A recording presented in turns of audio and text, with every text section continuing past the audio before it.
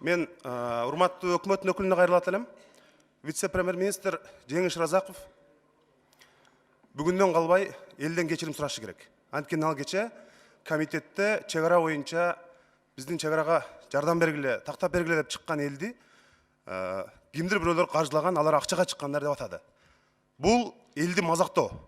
Жеңиш Разаков ошол сөзүнө жооп бериш керек дагы, болбосо сот алдында жооп бериш керек, болбосо бүгүндөн калбай элдин алдына чыгып кечирим сурасын.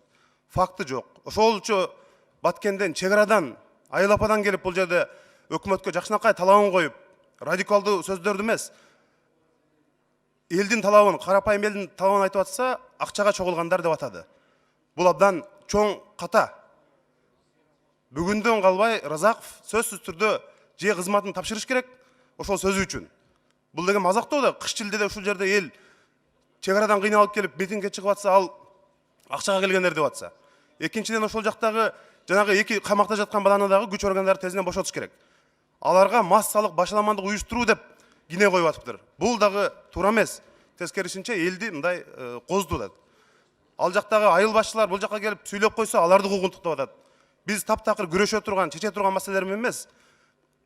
Өзүбүздүн элибиз менен, өзүбүздүн жанагы чыга амалдар менен күрөшпөш керек. Ошон үчүн тез арада сиз вице-премьер-министрге кайрылыңыз азыр. Рахмат.